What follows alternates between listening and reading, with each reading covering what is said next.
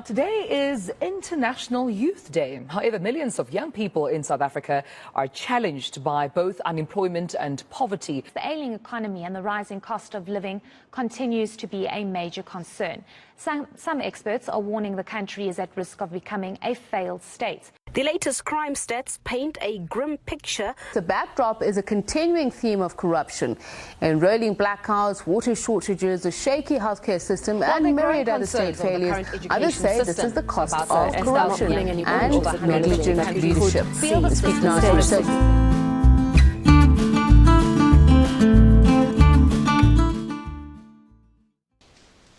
Mmusi Maimane is one of the most well-known political figures in the country.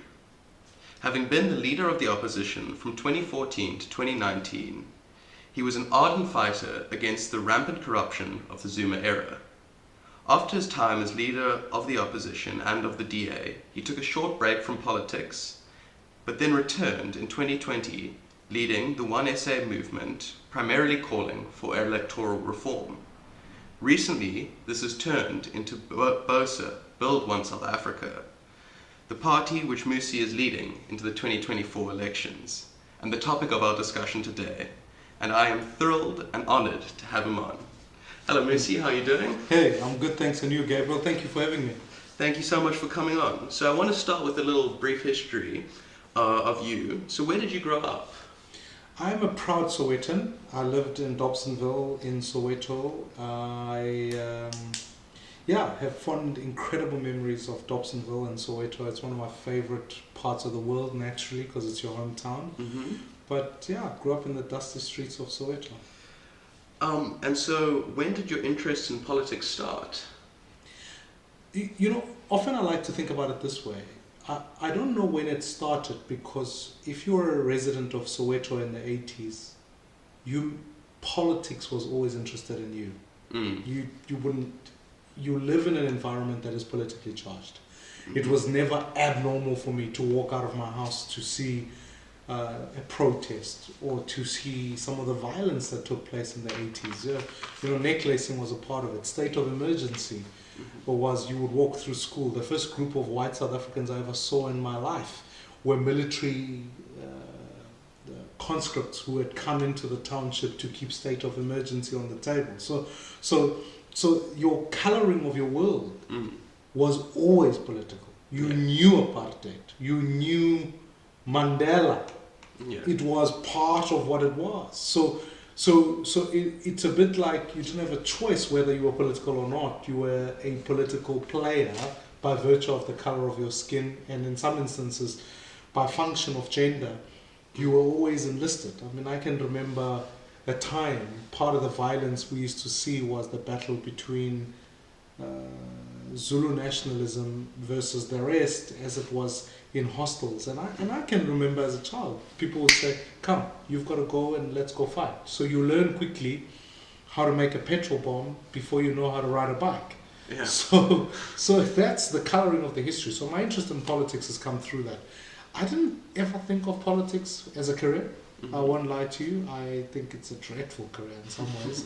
But I always had that consciousness, and you are forged in the struggle in that way. I wouldn't, but I ended up in a space where I thought to make a difference, as I would in any other time. I thought to stand as a public representative in that time was probably in the early 2000s, when I realized that the country wasn't heading in the direction that we needed it to go. Mm. And furthermore, as a social activist, was busy working to distribute food to communities, and I realized actually government wasn't doing anything. Mm-hmm. So I thought that is a situation worth challenging, and that's the first time I ever considered whether to stand as a public representative. And I'm quite interested in this because you're from the generation that saw the changeover of apartheid happening during your very formative years. And I can imagine that must have imbued you going into your adulthood with a sense of optimism of where this country is heading. So what was the kind of impact of seeing that changeover on you? Profound. I can remember two maybe big events. that conscientized me significantly. The gunning down of Chris Hani and the subsequent address by President Mandela will remain always a memory in my head, because it taught me that leadership matters, but it also made apartheid real. You know, as a child, maybe you may not know all that goes on in the macro situation, but to watch a leader that you respect lie on the side of the road in a pool of blood with your political leaders crying. And back then, I remember my grandmother coming to our house, literally holding a family gathering as we watched the news to all of this. It has been something that's been seared in my mind as something I'll never forget, because it conscientizes you. And then, of course, 1994, walking with your parents for them to go vote is a genuine reminder of the fact that this was a triumphant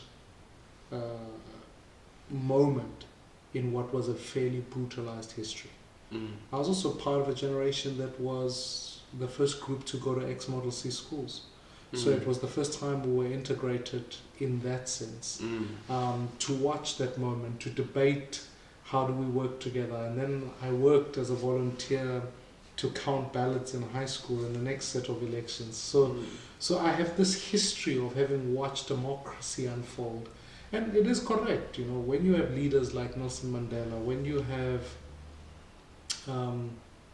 when you know where things can go wrong, and to watch a relative sense of we could be going somewhere. And I remember it all too well. I remember the famous Telkom adverts, Molo Mhloboam, where the government effectively at the time was telling people, these people didn't have telephone lines, now they have telephone lines. The electrification processes, the building of houses, the contrast. I almost see it as in this film where you could remember forced removals, but you can also remember houses being built. So to me, I have memories of both. Brutality and, in some ways, the brevity of the leadership that forged the way forward, and a country that was, it looked at the time, globally accepted, being well respected. You can be nostalgic about that period, but it was a truly special time. And so, moving then forward, can you take me through the kind of career from activist to politician that you forged, and then what led you to becoming the leader of the opposition and subsequently the leader of the DA? One, I don't like the term politician. I thought, as you said it, there's something about it that worries me. But I get that it comes with a job. It's a bit like being the tax man. No one genuinely likes you, but everyone knows you're necessary, kind of thing. But I'm a person of faith, and I can remember as a child almost praying that I could in some ways play some role in the end of apartheid. One of the things I hoped I could find was my notebook as a teenager when I used to write that it's taken so long for apartheid, how can we work to bring it to pass? And it used to be my prayer. My grandmother, we were raised Catholic, and I've never actually spoken about this, but she insisted that we do something with our lives. You know, she infused that deep sense of faith and conscience into our minds. And I had that always in the back of my mind. I thought I'd be a Catholic priest, funny enough, because those were the activists I saw. Those were the people who were like, in the face of apartheid, we will work hard to make sure that black kids get a decent education. Those were my activists. At the height of HIV and AIDS, I watched Catholic priests treat HIV positive people with bigger compassion in the face of a government that was denying them ARVs. So that for me was what activism was. It wasn't that to be an activist you can be a member of parliament or you can be a career politician. Never thought about that, ever. And then I was speaking at an event, and I really felt at the time, wait, hang on, I have a conviction to go into public life in that sense. And we were running a program for homeless people, and I thought, I should become a ward councillor here. I should become a ward councillor in this community where this woman was digging a hole in her garden. And I thought, come on, the government must do better here. Yeah. So I then I scoured the political world. I had come from the ANC. I'd been an ANC branch member, so I knew what was going on. So I went and engaged them in my early 20s or so, and getting closer to 30, I thought these guys didn't seem to know what this country needed to be about. Mm-hmm. I was quite impressed with the DA's own pronouncements on delivery. I thought they proudly were delivering. That was their story. And I met Helen Ziller, and I was very impressed with this woman who was running a government that was delivering, etc., etc. Yeah. And that was what drove me. So I said, what this country needs is delivery. So off I went in. I joined up the DA and stood as councillor in a ward, and then became mayoral candidate. And then that was then. And then subsequent to that, then became leader of the opposition through all that period of time and working through it. Yeah. So there was a bit of a controversy when you left the DA, and some recent controversy has been stirred by the DA about your leaving, possibly in connection with the fact that you have a new political party and will be contesting an election against them. Yeah. But why did you leave the DA, and what has been said now about you leaving that wasn't said back then? Sure. It's a firstly, if there's been one theme that's been almost consistent both publicly and privately in my life, is that I've always believed in this vision of a South Africa that works for all. Mm.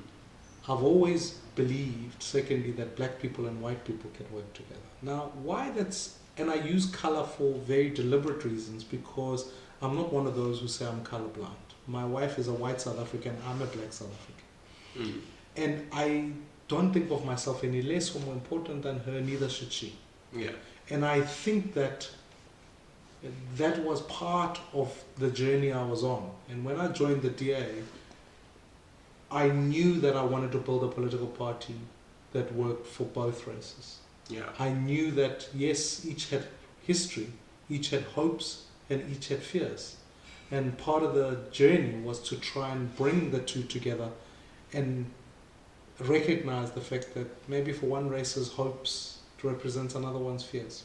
Mm. And I started a journey, and I felt we were making progress in it. I felt it was a journey where we were beginning to appeal to a wider audience of people. Mm-hmm. But that came with some tough choices, because sometimes in the interest of garnering votes in one community, some people see that as a fear.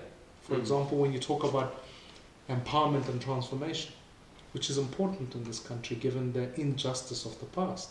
Yeah. That represents a hope for many black South Africans, but a fear for many white South Africans, because it feels like a zero-sum game.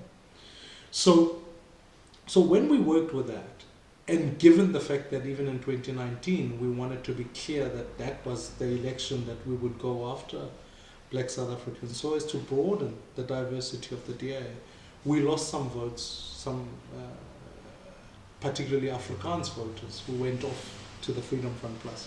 And naturally, as a leader, you take responsibility for that, because we didn't set out to lose. I actually wanted to build together. Yeah.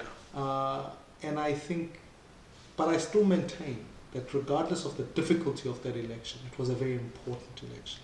But what happened subsequent to that is that then the blame game began, and people wanted to say, well, if we're losing what is seen within the DA, the traditional voter base, if you're losing that, then we need a leader who will attract that. And I refuse to say, I'm not going to spend my life going after just exclusively one race of voters. Yeah. I still maintain the project must always be one, must always be to build with all South Africans. Yeah. And now the recent allegations have been that then, as a result of that, I sought to silence white South Africans, which I didn't. I actually worked hard to say there should always be diversity in this space.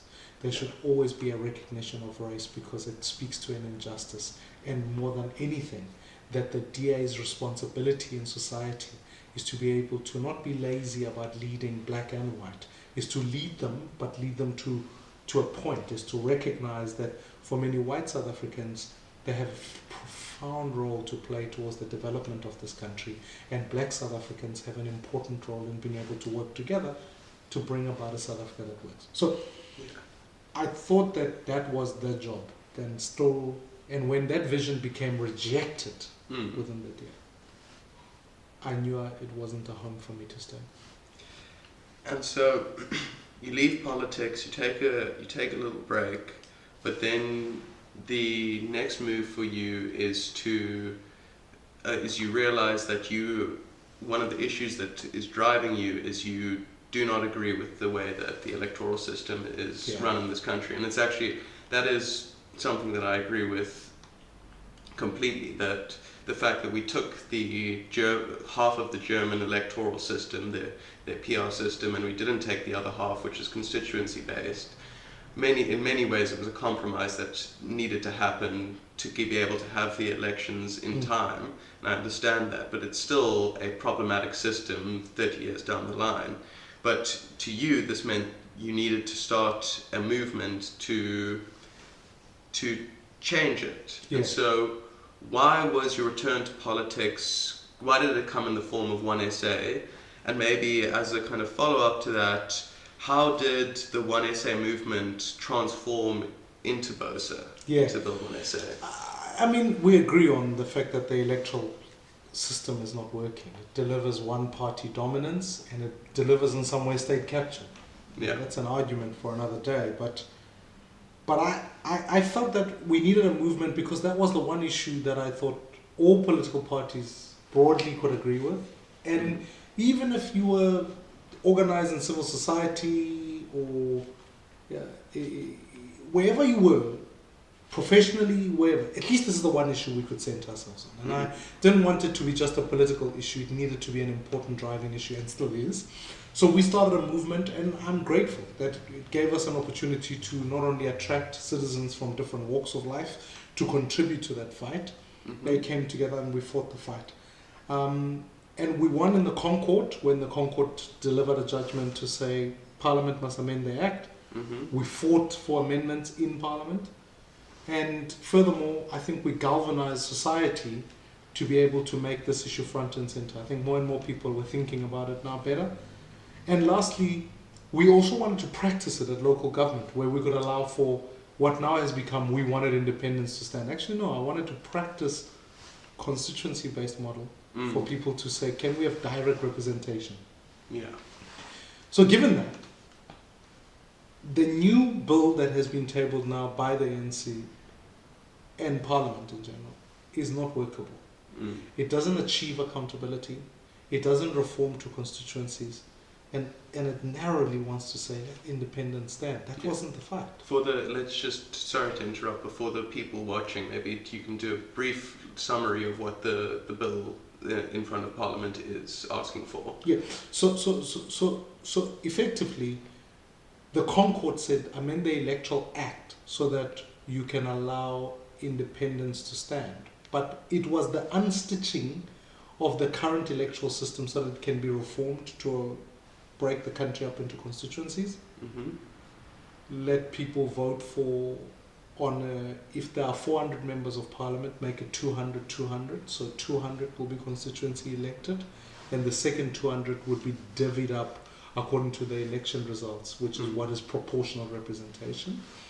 And ultimately, without amending the constitution, make sure accountability always sits in communities. The bill as it sits now has just narrowly said, well, let's just make provinces the constituency, which is bizarre. And secondly, let independents be able to stand so long as they can get something like 15,000 signatures, raise money that's more than political parties, and for them not to even participate or qualify for the second lot of 200 seats. So it's a bill that favors political parties, that will not help accountability, and thirdly, will undermine even the very compliance issue of allowing independence to stand if you want to make the bill about that. So we knew that we could see the writing on the wall, and I always say to people, to simplify it, is that if you prefer 7-man rugby because you think it's much more agile and quick, You can't arrive when people say, no, the only World Cup available is 15-man rugby. And then you say, I'll still show up with my 7 men and show you what's going to happen. You've got to play them back at their game. And at the time, in 2022, I started getting the sense that Parliament was kicking the matter down to touch. They applied for a postponement. They didn't want the bill to go through, and I knew we had to reform.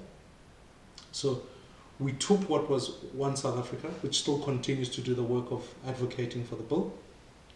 I had a vision, I still maintain a vision for this country and want to fight for it. We put together Build One South Africa as a political party, but the practice of recruiting candidates and empowering communities still sits within the DNA, because you can't fight a battle on one end and then practice what you fight against. Yeah. You've got to show people that it's possible to select the best from communities, to put them under one body and say we share common vision and values and we can take this country forward. So that's where BOSA was built from. And so what are the core values of BOSA then? Yeah, BOSA is brought together by the idea that human beings share a common sense of Ubuntu. This notion that I see you as a fellow human being before I even see the color of your skin. We share a common humanity.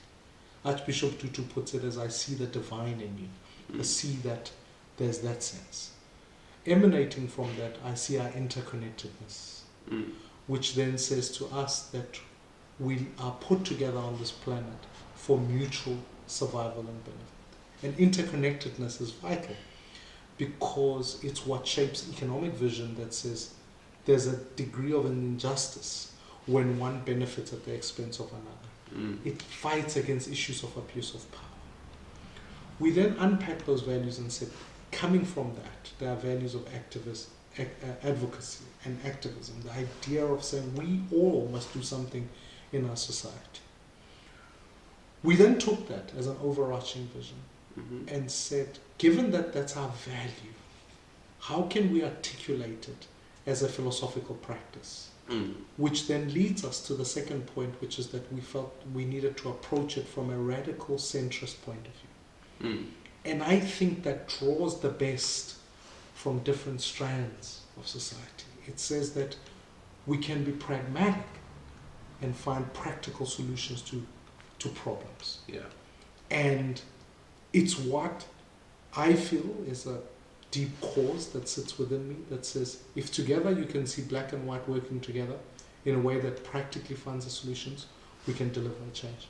Yeah, and it's interesting because you're not necessarily, as you pointed out, you don't like the term politician, and you're not really a politician per se. You don't seem to approach the political problems through the lens of political ideology. The kind of your idea of radical centrism seems to be the fact that, you know, there's good ideas hanging around all of the different kind of political ideologies and strands, and you're creating an umbrella that draws the best from them. And it's interesting that that practice of drawing the best, it's not just in your ideas, but it's in the people you recruit. It's in kind of your vision for South Africa. You want to bring the best out of people by drawing them into one umbrella and using the best parts of them.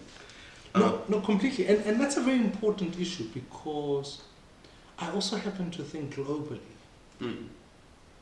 There's a significant maturation that says we've come to maybe the peak of some of the isms.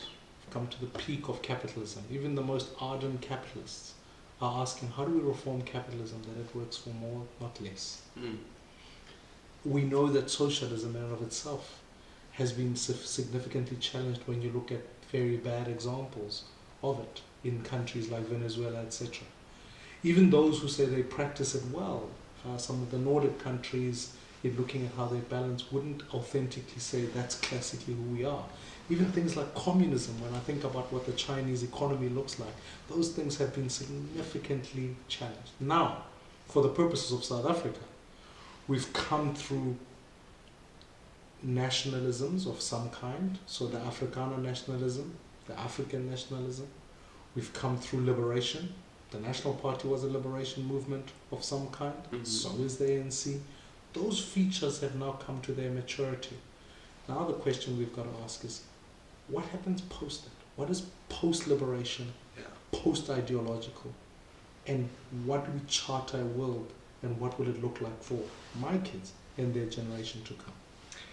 And so I want to draw these, what we're talking to kind of some practical stuff, and this is going to be our last stop off before I focus in on the 10 big ideas of BOSA, because I think we should spend quite the bulk of our conversation unpacking those 10 big ideas. But the most practical question, just according to you and to Build One South Africa, what are the most important political issues that this country faces? Yeah, I mean, and important on the basis of audience, right? What do citizens wake up every day? No one can deny. Most people wake up every morning worried about where they're going to find a job. The economy is a fundamental pillar of what goes on here. That's got to be the biggest chunk of the work that we do. How do we get our economy working? How do we get more people employed? Secondly, I think you can't deny that the skills base of South Africa is starting to fall away from global competitiveness. So our education system needs profound reform. Let's never deny the fact that every single day 67 of our fellow countrymen are being murdered. So crime is a genuine concern. Our health system delivers if you are insured and the uninsured. So if you are reliant on public service healthcare, I think you would be deeply concerned of getting any sickness, or health is a vital one. And I always say that all of these are underpinned by the efficacy or the inefficacy of the state. It's whether or not government is capable of being able to effect the change in that. So yeah, we can have many other issues and we can focus on those, but I really believe the job we've got to do is fix in those 5 areas and say, how do we achieve a working pragmatism that delivers that? And even when you look at the economic piece, you've got to think about, if energy is a crisis, it's in even bigger crisis as it links to the economy and issues of inflation and issues of the fact that no one can run a business in the dark, right? Infrastructure such as water, it's a genuine issue. We are now heading into watershedding. And the economic issue then eventually says to all of us, more than half the citizens in this country, not only are they just struggling to survive, but are living below the upper poverty line. That should keep any leader awake all day, all the time. You cannot go to bed when your citizens can't even, in certain instances, afford the basics. And just battle with the basics of survival. It is an injustice. I cannot live in a country like that. I can't. When others are throwing away food, and if it can't be that others can't eat in this country. I think those do link also to the 10 big ideas of BOSA, and that you are focusing in on some of the key issues. And I would like to then move us into talking about some of the 10 big ideas. And I'll start with what I thought was one that I hadn't really considered before. It's a very original idea. It's the idea of the Township Special Economic Zones. And so what kind of problem, I think it relates to the last issue that you were talking about, but what problem are the Township Special Economic Zones trying to alleviate, and how do you think that this will help and will work? Yeah, there's economic vibrancy in townships. The GDP of Mamelodi is over 2 billion rand. When we look at, that's one township, just as an example. And when you look at it from that perspective, you've got to say to yourself, how do we make that 2 billion rands double and increase? What regulation do we put into townships that will help? And part of what we're trying to respond to is that a business that sits in the township if we put economic zones and free it up from some of the cumbersome legislation that let it practice, can we achieve that firstly? Can we use venture capital to be able to scale up that business so that not only does it employ more people within that township, but it's able to use its services to broaden its reach? Thirdly, how do we fight private sector entrepreneurs to come into township and invest more, knowing that they're free of certain regulations and burden, but they can partner with businesses that are doing incredible things in townships? You achieve just the migration of those things. You're able to create townships as a genuine assault against the apartheid legacy, which is that townships are dormitories for unemployment. They become hubs for employment. And lastly, let me take one type of business processing as an example. If I said to a private sector initiative to say, rather than put your call center in formally established townships, thanks to apartheid spatial network, but put it in a township. You then are able to, it's not like the internet in the township is any more or less better than any other was. It's still the same network. Yeah. Put the business processing center there.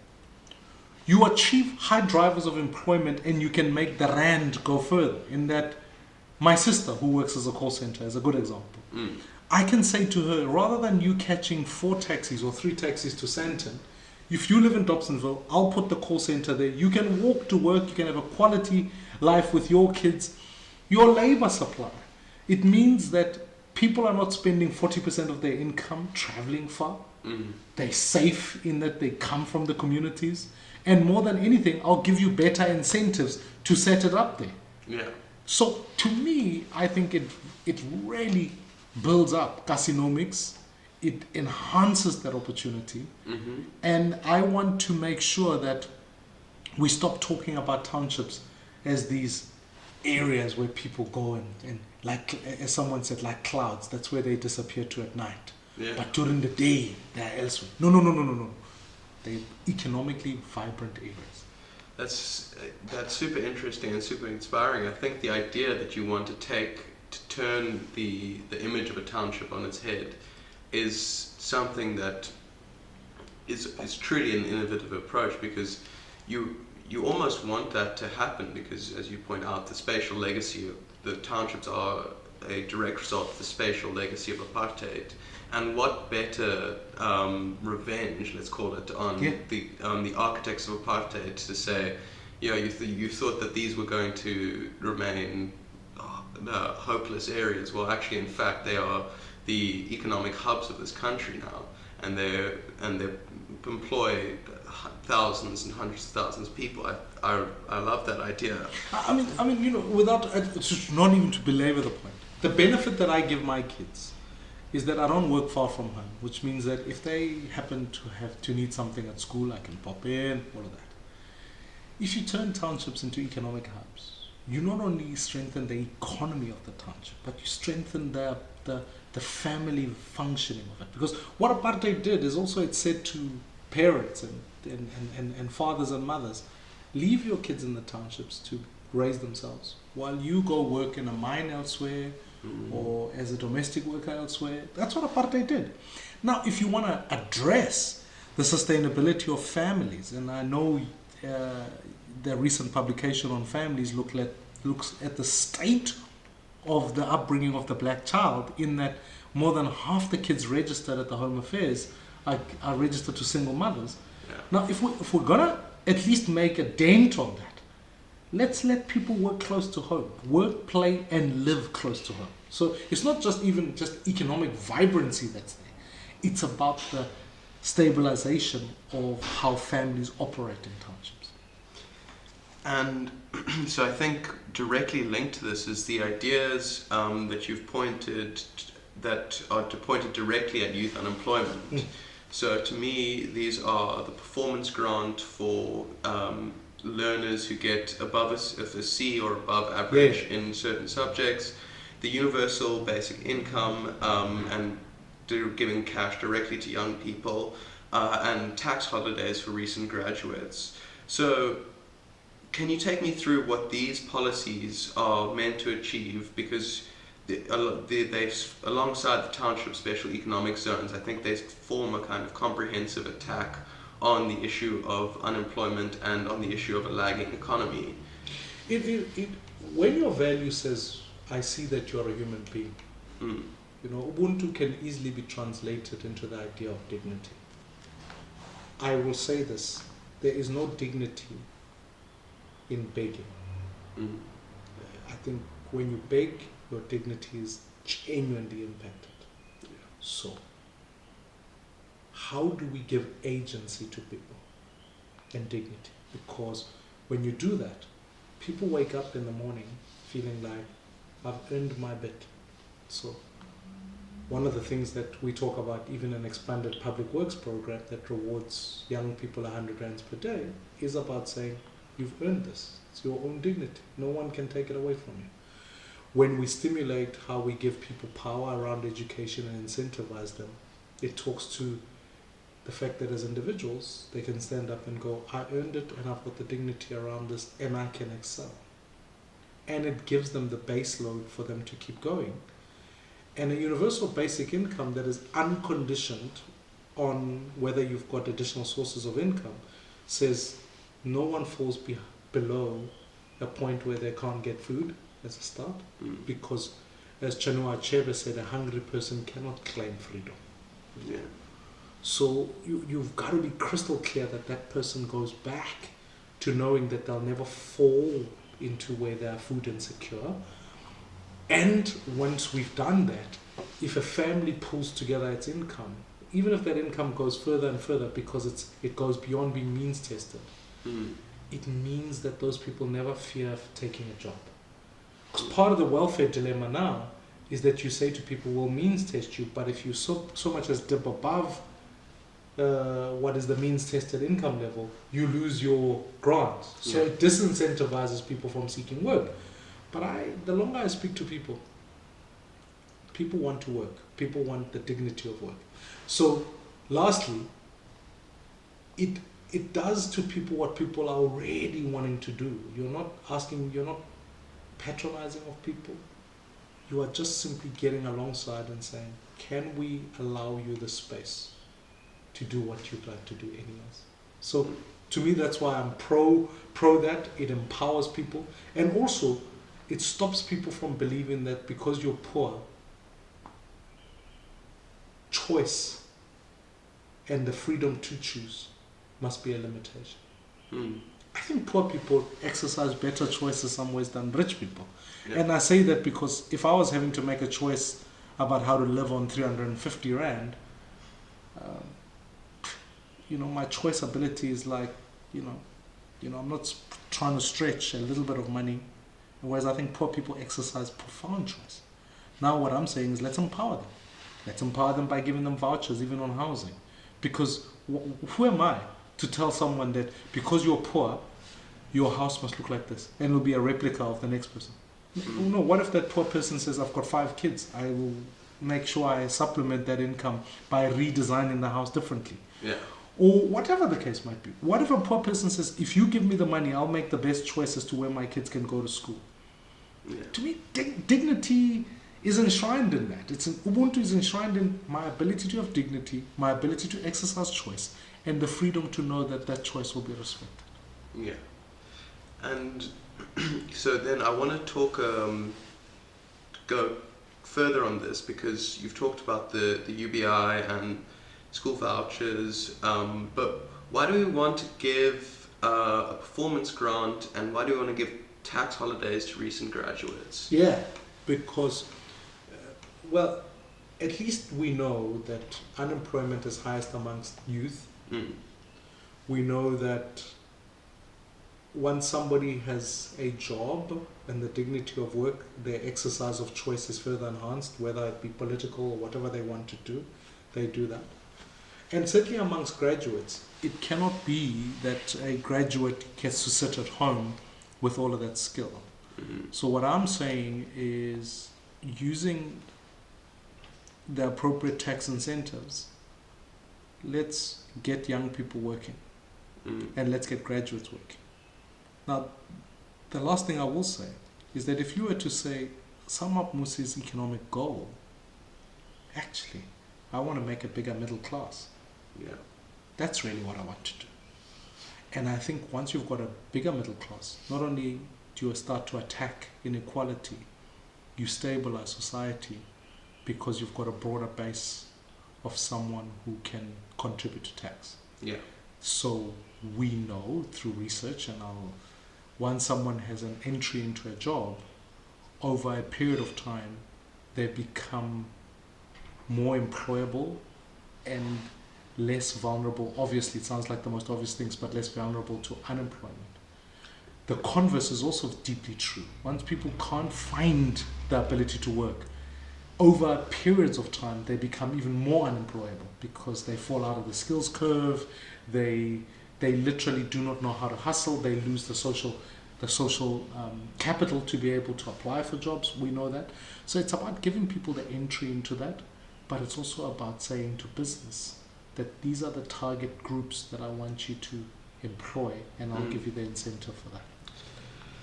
And I really like the idea that what we need to be doing is we need to be ensuring that when people finish, when they're at the peak of their kind of theoretical knowledge, we take that and we transform it into applicable skills as quickly as possible.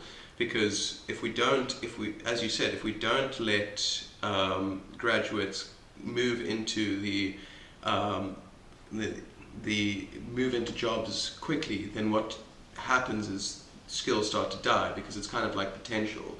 Unused potential doesn't just stand around waiting for you to come and use it. It slowly withers away.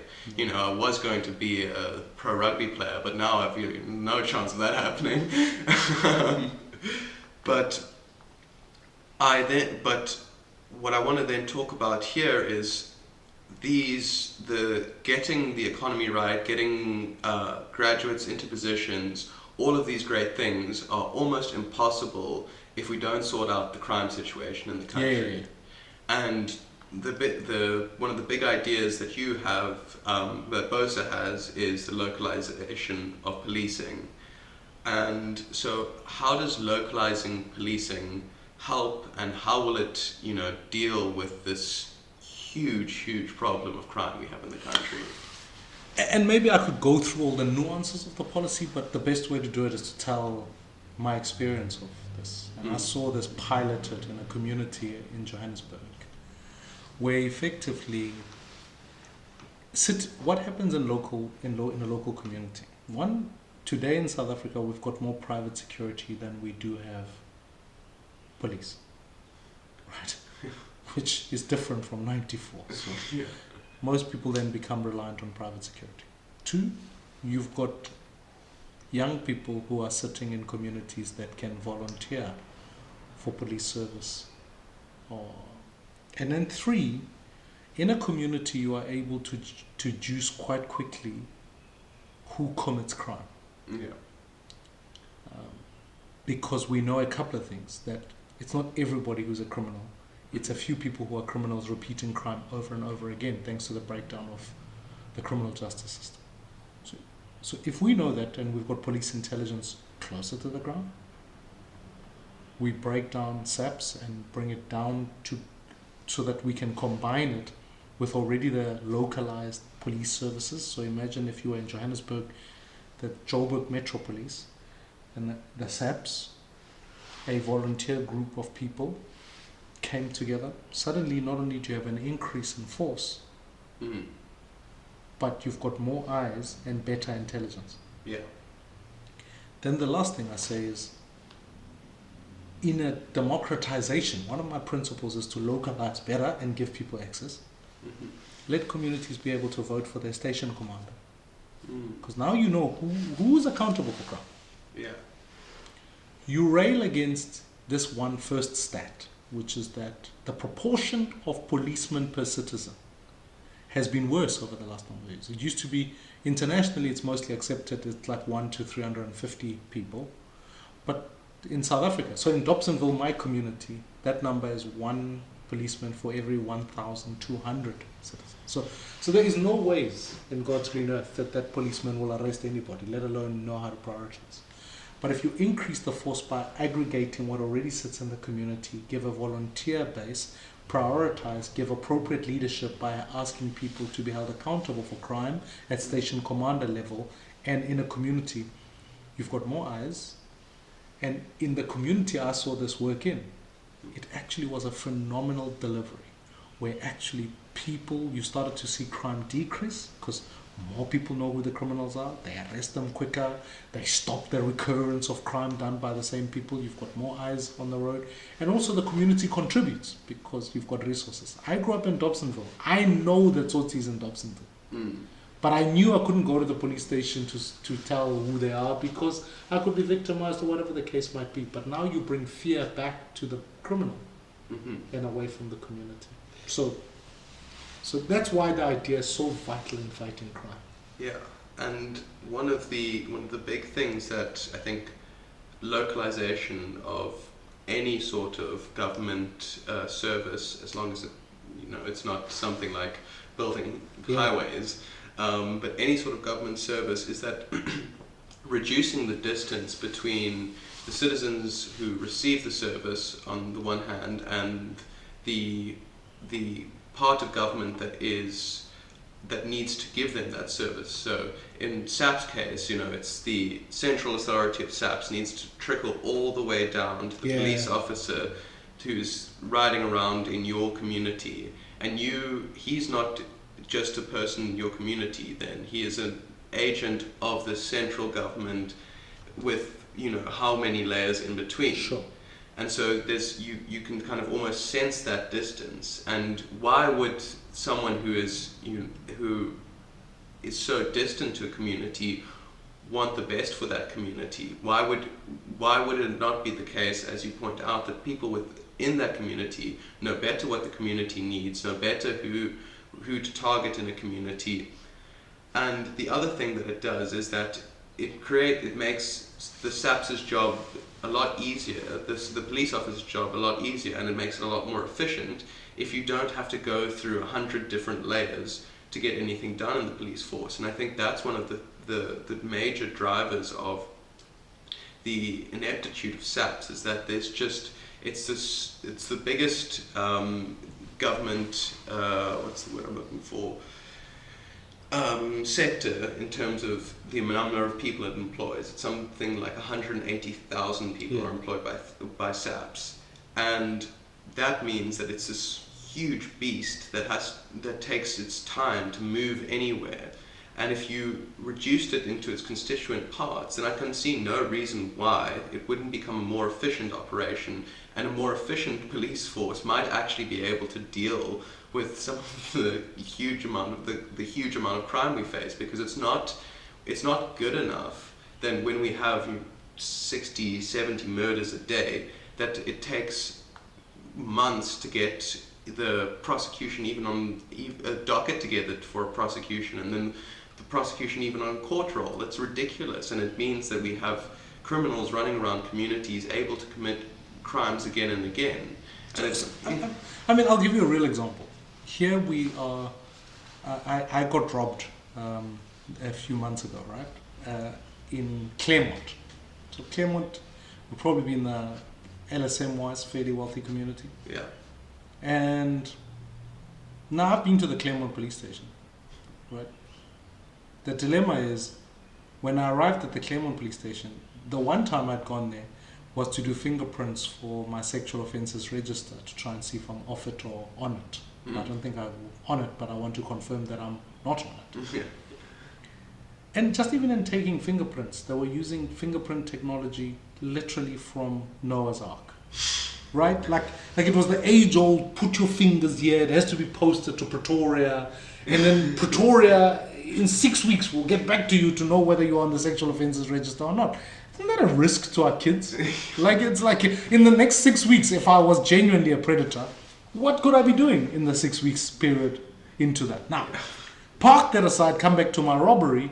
The police arrive, they use the same tech where they have to capture the data, know where I am, all of those kinds of things.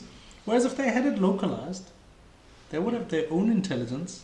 They should at that point have known who committed the crime, and when it's said and done, they could arrest quickly. But they won't do that because it's all national.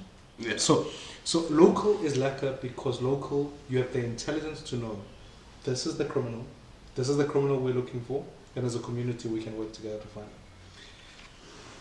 So to move away from the kind of different pushes for localization, I want to address two of your last 10 big ideas. We won't be able to get to all of them, but the one that is talking about maybe one of the most topical issue in the country at the moment, electricity, is your push for nuclear. You think that nuclear is the way to go. And I've got a bit of pushback on the idea of nuclear, but so I'll start with that, because I think, you know, we're in the issue of electricity is quite a time-sensitive thing, and the problem I see with nuclear is that there is a huge lead time for us to get nuclear stations up and running, and a huge amount of prior investment that needs to be put into the infrastructure to have it up and running. And what the issue I see with that is that nuclear, I think, is a very good and sustainable option long term, but it doesn't address the short term issue of, you know, the stage 6 rolling load shedding continually happening from now until we are able to put in place your nuclear power stations. So is there an interim plan for before nuclear, and why is nuclear BOSA's big focus? Yeah. So a couple of things. The first is I'm environmental conscious as I think it's an important issue in society in general. So that's the first thing. Second thing is I'm very alive to our energy mix as it currently sits, of which 70% of it sits within coal. And thirdly, I'm alive to the fact that the new technology around IPPs, things like solar, gas, etc., are still in some ways a long way off from being able to augment what we need. So in understanding the problem in that way, I had to say to myself, if South Africa has a 20,000 megawatt deficit, how do we augment that quickly? I then engaged a research unit in Sweden that were dealing with SMRs, which are small modular reactors, which are nuclear based. The building of these is between 2 to 3 years as a start. The use of water within it makes it far more, in some ways, more environmentally sustainable. Thirdly, nuclear gives you a particular base load that you can work from, rather than fluctuating in a coal-powered power station. And fourthly, given the cost and the need, if you built to augment the 20,000, remember that's what we're trying to deal with. At 2 to 4,000 of these things, you build 4 or 5 of those in the next 2 or 3 years, you already are starting to augment your energy. So there's a speed component in the short term. There's a stability component in that nuclear's base load is stable. And thirdly, it's environmentally trying to shift us away in addressing the question of coal.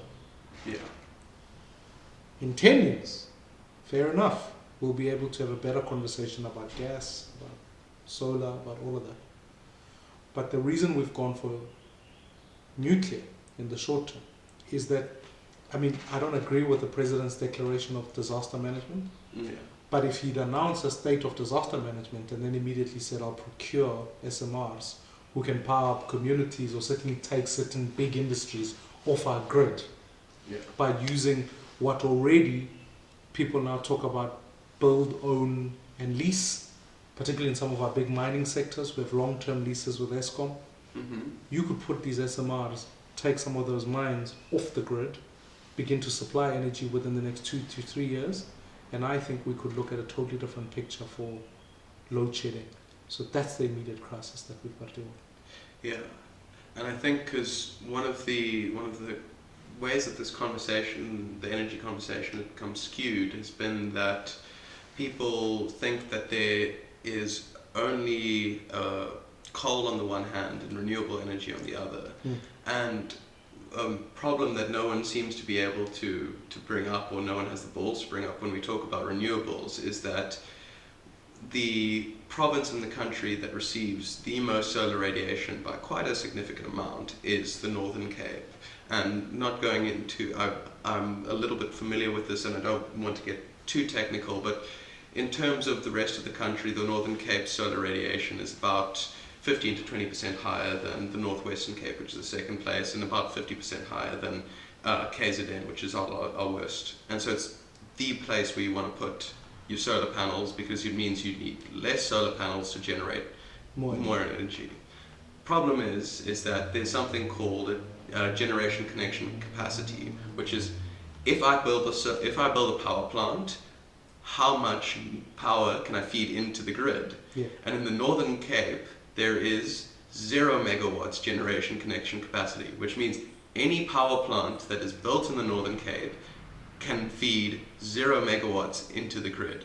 And so the problem we have is, we need to first put in place substantial infrastructure. The Northern Cape is not a small place. A substantial amount of infrastructure to be able to feed our efficient renewable energy into the grid. And so when people talk about the fact that we've got, the solar advantage in South Africa, they seem to forget that's not on the coastlines, and it's not really in Mpumalanga and Limpopo, where we have a lot of generation connection capacity. Where it is in the Northern Cape, which doesn't have the ability. So I think as an interim solution, we need to be thinking about stuff like SMRs. So I think that solution is good, but I still worry though that we can't afford 2 to 3 years when your lights are off for 8 hours every day is a long time. Undeniable. And so what do we do even to get that to make sure that the lead time isn't a killer to the economy? Sure. I mean, every day of load shedding is R1 billion is what most people talk about. So let's make sure that we bring out the engineering capacity to run the current power stations that we have at the most effective manner. Because there is a school of thought that says that if your boilers are going off,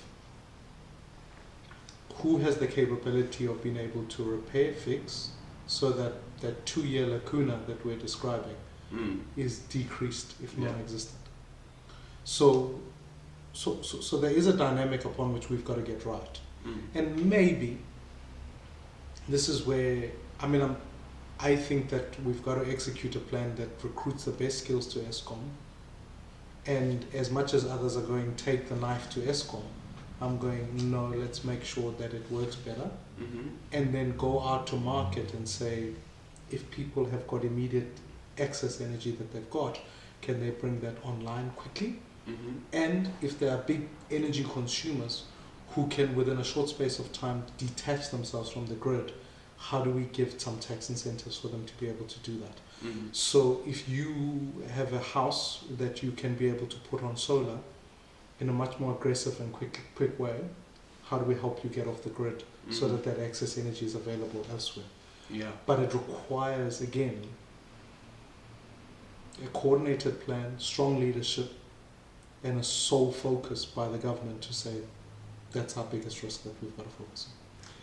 So let's move on then to the last idea I want to highlight, which is actually my favorite ideas of yours, which is the voluntary national civilian service. Yeah. Because one of the things that I think people talk about the US and think that the US military is just there as a way for them to be an imperial power, which, fair enough, that's a fair assessment. But what they've forgotten about is that the history of the US military is that it is used as a means to fast-track social mobility. What do I mean by that? I mean that when you're a kid from a poor background, you poorly at school and you don't necessarily have the discipline to make it in life, but you see someone approaches you, say, join the army, do your service for a couple of years, you're going to get free university education, we're going to discipline you, and in that time you're going to be able to draw a salary. And what that led to is that the US military has been one of the key drivers of social mobility in that country. And yes, the US has a huge amount of inequality, but it's when we're talking about what poverty looks like in the US versus what poverty looks like here, we're comparing chalk and cheese. These aren't the same things. When we draw the poverty line in the US, we're drawing it at a level in which even the poorest of the poor have a Netflix subscription. So that's not the same thing as we're having here. And so what came to you? Why is this the voluntary national civilian service important? And what do you I think I might have outlined a bit of what it's about. But also, what do you see of the use? Do you see a use of it internally in dealing with some of the problems we have inside the country? You can't talk about build one South Africa, one being the emphasis, without thinking hard about how do you give practical expression to that. Mm-hmm. Now, if you study to be a doctor in this country, you will be asked to do a year's service to go and do your whatever, internship or whatever they call it. Housemanship. Housemanship, that's what it is. And you might have grown up in a fairly wealthy suburb and end up in a fairly poor community. Mm-hmm. But I promise you, that experience enriches how you not only view the country, but your sense upon which you know what solutions work. It broadens your insights. And National Civilian Service says two things. One, can we give young people internship experience? Mm. But can we, while they're doing that, help them share common values? Mm. Countries that have got armies that are compulsory for people means that when those people walk out of that, they fought battles together with other people who maybe they didn't know. They didn't know their experiences. Now suddenly you can... Our education system is still a bit skewed when I think about the fact that you still typically get schools for the wealthy, which are mostly white. You still get schools for black people, which are still, poor, all of that.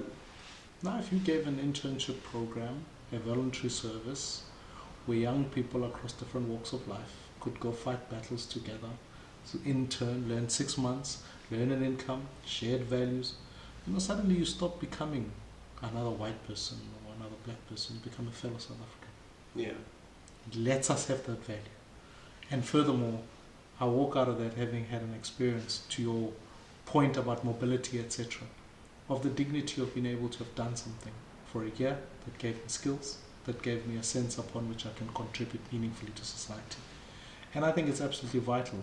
We can either look at it that way or simply say to ourselves, at the end of every year when the matric results are announced and we pat ourselves on the back for a pathetic pass rate that we produce and dump effectively every year nearly just less than 400,000 young people into the ranks of the unemployed. Every single year we do that. Mm.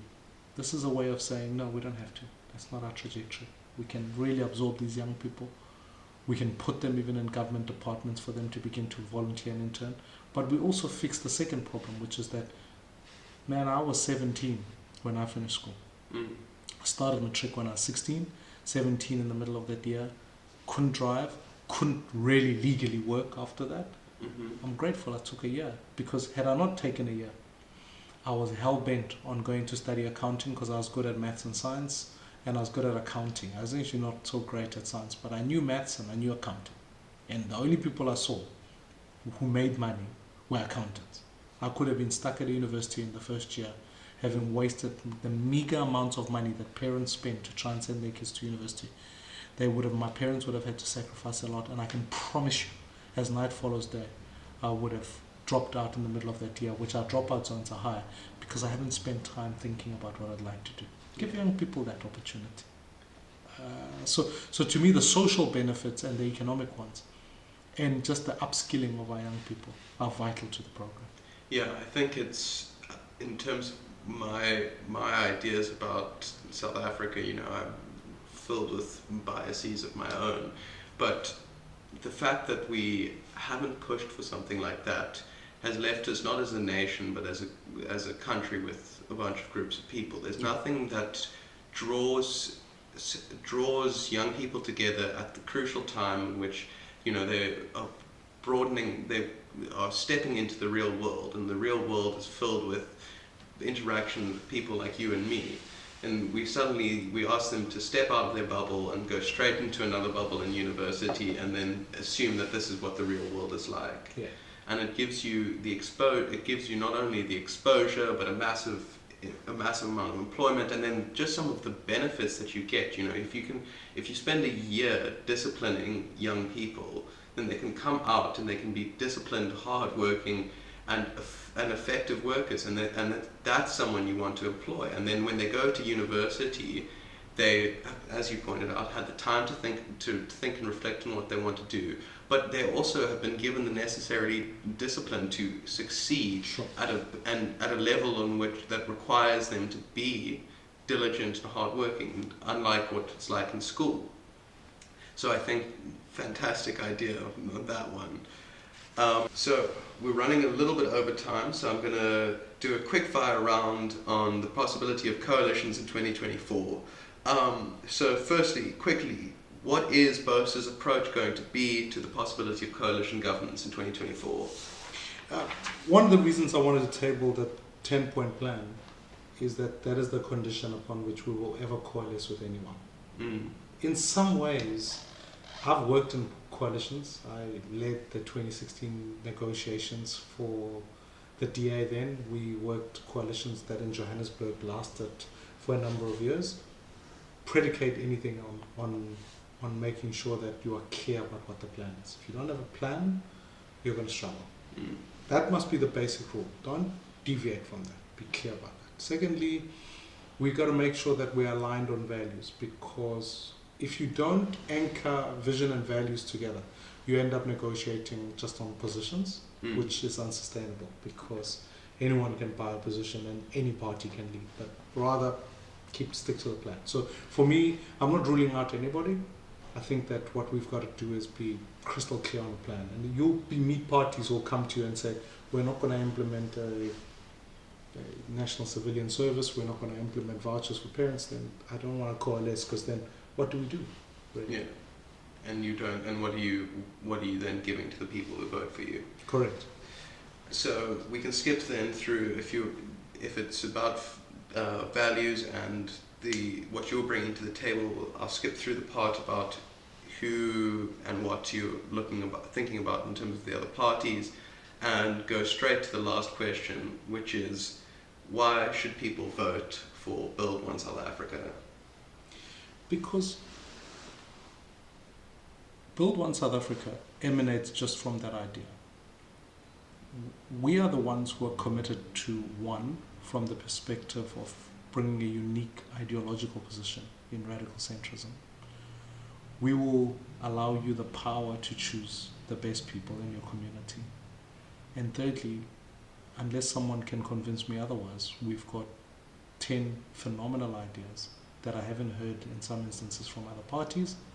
So we have a plan that distinguishes us, a model that makes sure that you are in power, and ultimately we're committed to doing nothing else but to build. Because that to me is what the nub of what a post-liberation movement or an era would look like in this country. It has to be defined on the premise that let's build. I'm not trying to correct problems of my parents. I'm just trying to make sure we fix a future for my kids.